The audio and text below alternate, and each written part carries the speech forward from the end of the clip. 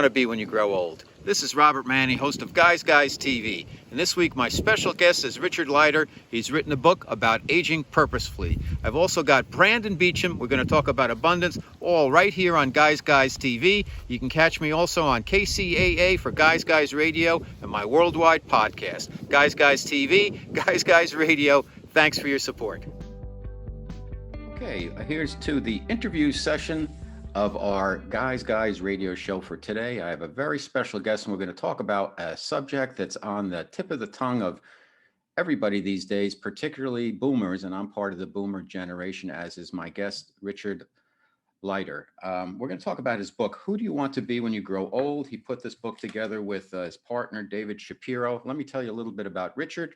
He's the founder and chairman of Inventure, a purpose company, coaching and consulting. He's created a wide variety of programs for clients such as AARP, Caterpillar, Ericsson, Habitat for Humanity, MetLife, all kinds of companies. He's ranked by Forbes as one of the top 5 most respected executive coaches. And he is just an amazing guy. He's an executive fellow of the University of Minnesota Carlson School of Management, guest lecturer at Harvard Business School, Duke Corporate Education, and the author and co-author of 9 books. He's one of America's preeminent executive life coaches, and I can't wait to get started. We're going to talk about his book, Who Do You Want to Be When You Grow Up? The Path of Purposeful Aging. It's by Richard Leider and David A. Shapiro. So welcome, Richard Leider, to Guys Radio. Thank you. What a privilege to be on with you today. Well, thanks. I hope we can help out a lot of guys as well as just a lot of men and women, because I think purposeful aging is something that everybody's thinking about now, whether by design or just the fact that it's hitting us in the face. And I don't think COVID has hurt that effort at all. No. So let's start right at the beginning, though. I want to talk about a little bit about coaching, though, just to tee us off, because there's so many coaches out there now, and you're one of the top 5 in the country, and you've been doing this for a long time. What do you think about the state of coaching? And are there too many? Are there not enough? How did you get started? And what's just kind of your perspective on coaching? Well, my background actually is in counseling psychology, not coaching per se, although I call myself a coach. But it's a boutique industry with very little entry criteria. So you have lots of people who are feeling like they want to help people, and coach is one of the terms they use to do that. But I always look at what is their manifesto, and their manifesto meaning what's their point of view and where did it come from, and how much work have they really done to hone that and focus that. So I always ask them 3 questions. What do you stand for? What won't you stand for? And who do you stand with? And oftentimes they can't answer that. And so I think the industry is a robust industry for some good reasons, but it's also got some dark sides. Which would be what? People who are unqualified to commit to deliver the promises that they say. They're good marketers, but they haven't really paid the price of, a life coach right out of school. How can that happen? You haven't had life yet. And so it could happen, but generally your experiences, your seasoning, as well as your training stands for something. I know I'm on the advisory board of a couple of coaching institutes, and they're very rigorous about what they will allow people to graduate with and call themselves after graduating. I got it. And I agree with you completely. So thank you for clarifying that. So you say that aging is not a disease, it's a design problem. Redesigning our lives as we enter a new phase requires that we learn to grow whole, not old. So as a culture, what are the problems and misconceptions we face as an aging population now, Richard? Well, first of all, the demographics are such that in the early 1900s, the average life expectancy was age 47. Now it's 85 and over. And so let's say we've added, with luck, 3 decades to life. What's the point? What's the point of the exercise? Is it to retire for 3 decades? And if so, is it really even possible to do that financially or in relationship-wise or otherwise? And so we are in new territory without a map. And so what we've tried to create here is a form of a map. In other words, how do you embrace positive aging? And it's called The Path of Purposeful Aging. And I did a PBS special a few years ago, shown in 400 cities across the country. And one of the key elements of that really struck so many people was this: purpose is not a luxury. Purpose is fundamental to health, healing, happiness, and even longevity. And so we need new practices and new maps for this new territory. I always say that there's a big difference between aging, which I don't mind. I understand it's part of the process, versus getting old.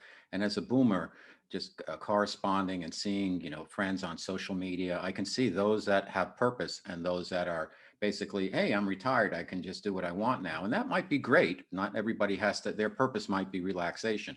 How do you feel about that? That is it about the individual choices that people make? Is it not a good thing when people say, "Oh, I'm retired," and then they just kind of like whatever, they take things day by day, or can that be healthy? Well, I always say everyone's an experiment of one. So everyone's different that way in terms of how they engage with what used to be called or is called retirement. I always advise people to take a moratorium, to do whatever you need to do, play golf or fish or travel or clean your closets or whatever you want, to do all those things that you didn't have time to do for a while. And then here's my card: call me when that's over.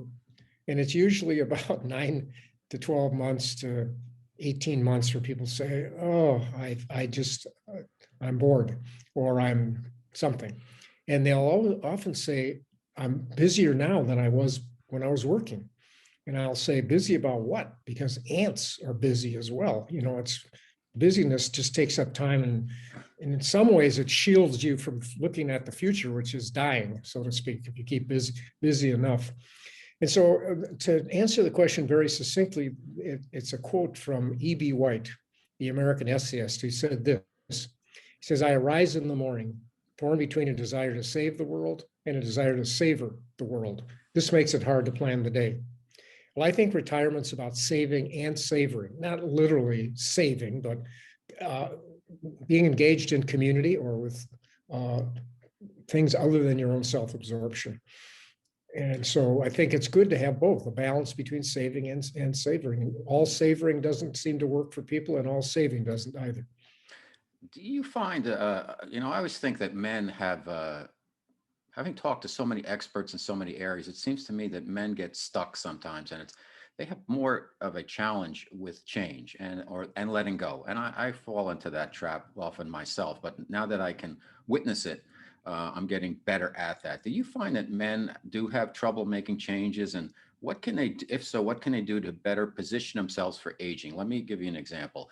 A lot of boomer guys I know, they're living in a similar fashion as they did when they got out of college. They have the same values. They value themselves via the paycheck, their title, their power, being head of household, whatever. The world's changing very rapidly in that 40, 50 years since then. And they're not sure what's next, because when they lose, and if they get laid off finally, which eventually, I guess, unless you have your own business, it's going to happen, a lot of them, they're dabbling in a couple of hobbies and stuff, but I don't think they feel super comfortable in terms of what's next. What are your thoughts on this? Is this typical? It is, and it's a great question, and it's got a lot of layers to it. And one of the things that I write about and speak about is this: that isolation is fatal. Going it alone, and many guys are individualistic in terms of going it alone, and that's the way I was brought up as well, to stand on your own 2 feet, so to say. But that's not a good thing when it comes to the aging process. And so I always suggest that people have a sounding board minimally. And a sounding board is like your kitchen cabinet or but it's where you can talk about things with people. And there's usually 4 different people on the sounding board and they say, well, what is one? And most importantly, is a committed listener, somebody who you actually can talk to. And I've heard guys say something like, Well, I played golf with him last week. I didn't realize he was getting a divorce or that he was having heart condition problems. And so we can busy ourselves, but who do we talk with? Who listens to us without fixing us? It's kind of care versus cure. It's not curing us, but it's allowing us to share the burden in certain ways. So the sounding board is a committed listener, a wise elder, somebody older than us that we can say that now that's a good model or an exemplar for aging. And then third is a wise younger. I find that wisdom is intergenerational and that having young people as well as old people. And finally, what I would call a purpose partner, somebody who you can, if you make some moves, a goal, they hold you to it rather than just say, oh, that's too bad. They help you to really step up to your. So I won't coach anyone unless they have a sounding board. That's how important it is. I think that makes perfect sense. Do you find this more of an issue with men versus women, or is it just a Western culture? Because, we're trained to, I do this, I get that, I do this, I get that, I do this, I get that. And I think it can be effective, but it can be limiting because you're limiting the opportunities for magic to occur in your life. And I don't mean magic hocus pocus. I mean No, working with right, energy, energetically, right. Yeah, spiritually, yeah. whatever, just being Mhm. open to receiving. And a lot of times we're not because we're so ground into uh, uh, expectations and this collective agreement that we've made that is, if I do this, I'm going to get that. And then when I don't get that, I'm very upset, even though there could be something better that's coming that we didn't realize when we got Right. blocked from what we thought was what we needed. Yeah. No, the when we look at that notion of a committed listener, a high percentage of the time, women will pick a friend, another most often female friend, whereas a guy will pick his partner or spouse. And that's limiting because you're still within the same bubble that you were in without exploring outside that bubble, like you're suggesting might be the case. And so it's a difficult one, but I think it's much more. I see so many retirees who are really lonely, and they're not alone.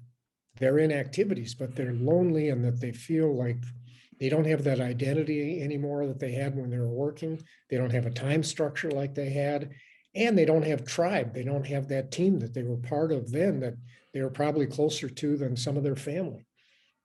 You're a very wise man. My special guest is Richard Leider rather. Who do you want to be when you grow old? The Path of Purposeful Aging. I think it's a terrific book. There's so many. I kept writing questions down, and I just ran out of paper. So I just culled it down to what I thought were the most important aspects because I think this is such an issue for today's aging population.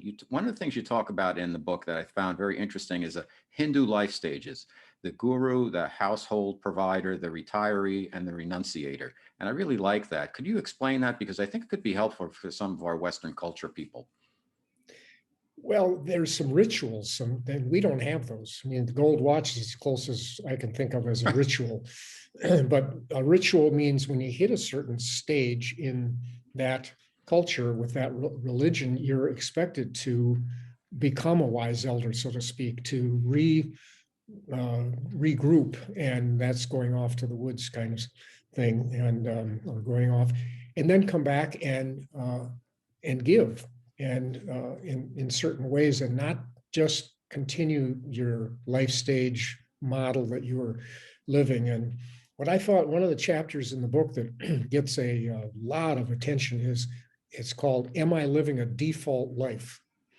And a default life is kind of the life that you were dished when you grew up, and you kept with that and it was successful, or you survived with it, and you keep living with that default life rather than growing. Everybody's getting older since birth, but not everybody's growing older. And what we found I got a chance to visit back to the PBS special and the kind of study that I do. I visited neuroscience labs around the country where they're doing studies of purpose and attitude in the brain, purpose and health, and purpose and longevity. And what they find is that people who are curious, growing, I mean, a puzzle would be kind of a lame example, doing puzzles, but something that uses the brain. and or going back to school type. But if you're not growing, you're dying. And so what's your growth edge, and what are the areas you'd like to, it doesn't have to be study, but be engaged in, that would engage the whole mind, body, and spirit. Mhm. I want to just double back to that boomer men conversation piece we were just having, and that is that, it's difficult. I agree with you. You can be in a golf foursome, and you're going to find out somebody's getting a divorce, maybe when you're on the third hole or something like that. Yeah. Guys, when we get together, we don't really open up. I guess we're part of it is a concern. We don't want the other guys to fix us, criticize us, judge us.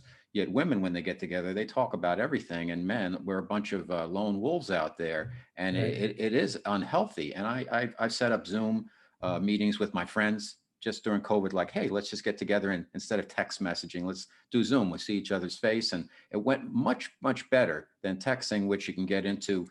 People read texts and they can you don't necessarily get the true meaning from just the words on a screen. Whereas Right. if you at least get on a screen, it's not as good as being in person and feeling the energy, but at least it's better. But there's steps, and I want to find out, okay, how are you doing? How's your health? And I could see people Yeah. don't want to talk about things that are personal to them.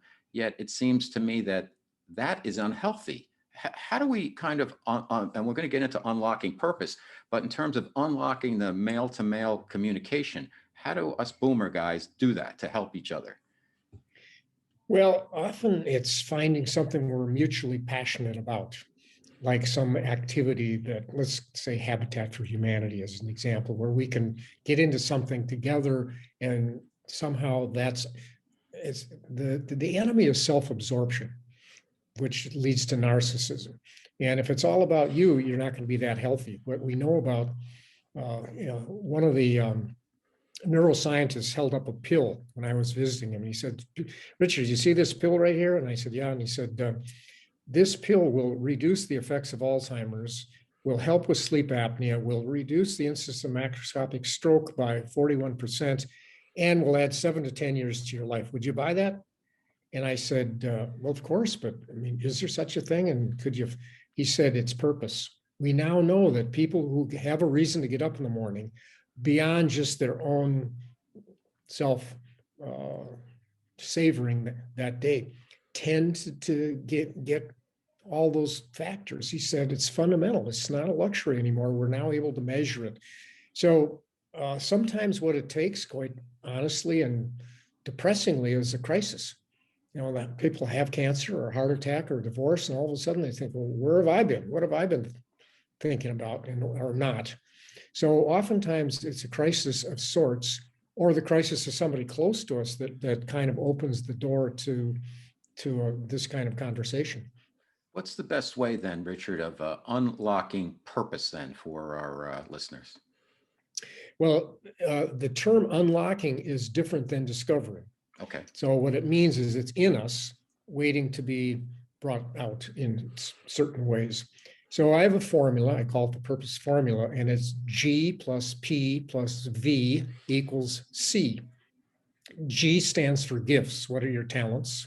Mhm. Your most enjoyed things you love to do. The P stands for passions, things that you're curious about, interested in, wanting to delve into in certain ways. And V is values. Who do you like to hang out with, and how do you like to play? And then equals calling. And calling is different than, is the same as purpose, but it's a different kind of a spin on it. But calling is for life. We're just because the job is over or the career is over, a calling isn't over. We can still bring our gifts, passions, and values to life on a day-to-day basis in some small way, make a difference in one person's life every day. And so what I say to people, the simplest way to unlock purpose is take out a Post-it and write 2 words on it. This is the default purpose. The 2 words are grow and give. Put it on your mirror, and in the morning, when you're getting ready to do what you're doing, ask yourself, how am I going to grow and give today? Simple. It can take a matter of minutes. And at the end of the day, before you go to bed, if you want a good night's sleep, ask yourself, how did I grow and give today? And even the most skeptical people, if they try that for 5 or 6 or 7 days, there's a felt sense that this is worth doing, at least for a moment every day. And it's that's the formula, but the practice is simple. Just put the default purpose on a post-it, try it for a week and see what happens. I love it. My special guest, Richard Leider. Who do you want to be when you grow old? The new book, Path of Purposeful Aging, such an important topic. How do you also talk about something I love, which is it seems like there's two things, two notions. One is there's a spiritual underpinning to this becoming aging with a purpose, I think, because traditionally we look externally for our lives to give meaning. And I think the more of a spiritual unfoldment path that you have, the more you realize that the universe, I put that in quotes, is inside, and it becomes more of an inside out way of living versus an outside in. Let's start with that. What's your thought? Yeah, totally agree. That's 100% agreement. And it's an inside out, and it's a choice that we make.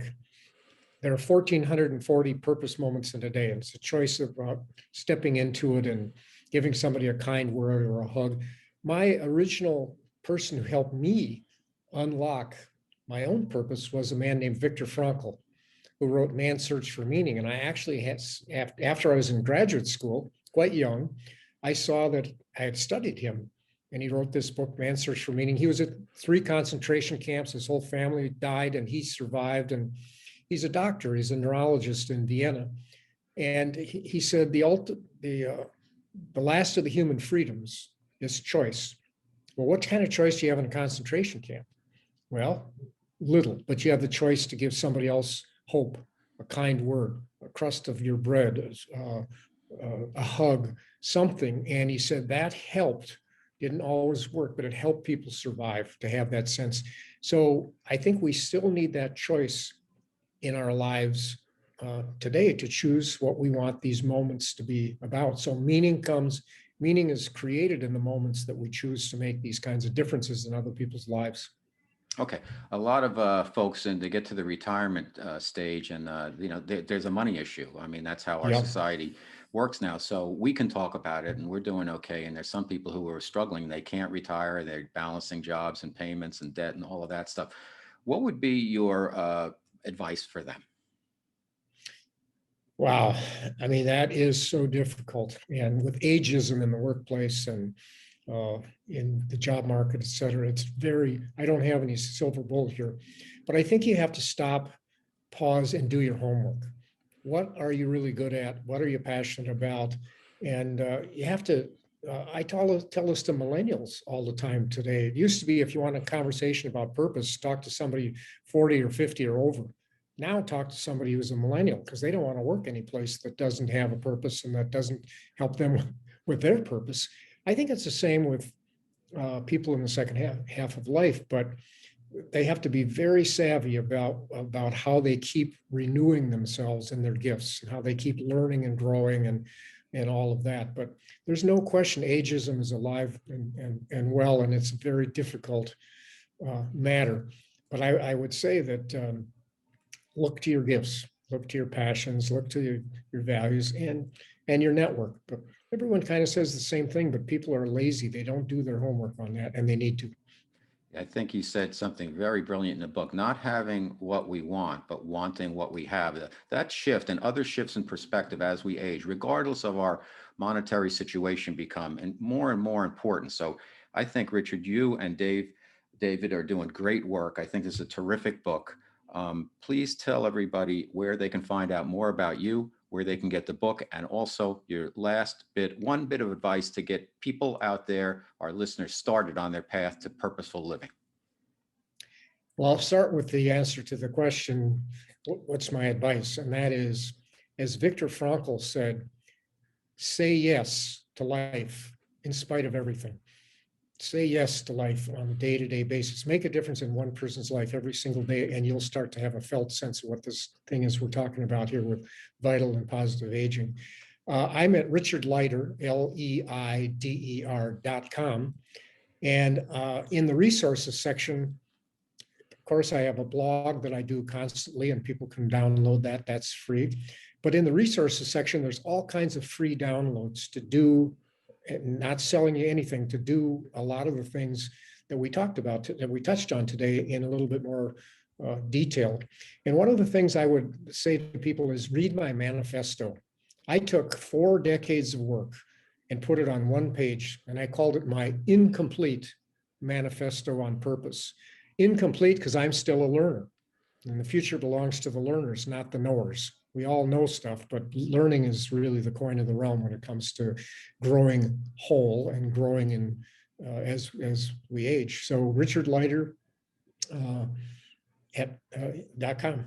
Okay, fantastic. Great job. Great book. I love the work you're doing. Keep it up, and say hi to David and thank him. And hopefully we'll get you back here again, Richard. I hope so. I really enjoyed you had great questions. Thanks for asking. Thank you, sir. Okay. Okay. Richard Leider, the book is Who Do You Want to Be When You Grow Old on Guys Radio.